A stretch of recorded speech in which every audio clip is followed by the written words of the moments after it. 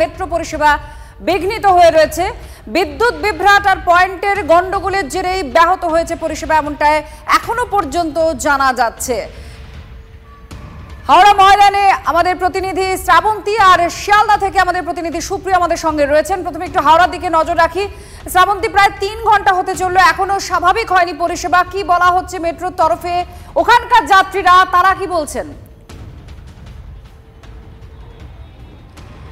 দেখো, সকাল 10:35-এ technical glitch কিছু ধরা পড়ে। টেকনিক্যাল ত্রুটির কারণে মেট্রো বন্ধ হয়ে যায়। 1:15 এই সময় সরাসরি ডিসপ্লে বোর্ডে দেখাবো। 1:15 কিছুটা আগেই মেট্রো চলাচল শুরু হয়েছে এবং যাত্রীরা এই প্রায় 3.5 ঘন্টার উপরে উঠে গেছেন এবং তার জন্য এতটা ভোগান্তির মুখে পড়েছেন। কতক্ষণ দাঁড়িয়েছিলেন মেট্রোর জন্য? মোটামুটি হাফ অ্যান আওয়ার 45 মিনিটস তো দাঁড়াতেই হয়েছে।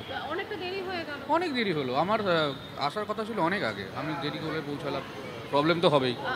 পুজোর সময় কি হবে? আরো কি সমস্যা? আরও সমস্যা বাড়বে, যা মনে হচ্ছে আরও সমস্যা বাড়বে। মেট্রো এক্সটেন্ড করে যে কী লাভ হলো আমার মাথায় ঢুকছে না। যাত্রীরা ঠিক এরকমটাই বলছেন। এই মুহূর্তে একটি ট্রেন এসে পৌঁছেছে, যার ফলে আমরা দেখতে পাচ্ছি বহু যাত্রী তারা এসেছেন। কতক্ষণ দাঁড়িয়েছিলেন? এই মিনিট 10-15 মতো দাঁড়িয়েছিলাম। বলেছিলেন যে এখন বলতে পারছি না যে কখন চালু হবে। তার একটু পরেই আবার অ্যানাউন্স করলো কি হ্যাঁ চালু হয়ে যাবে। বেশ ভালো ভিড় ছিল।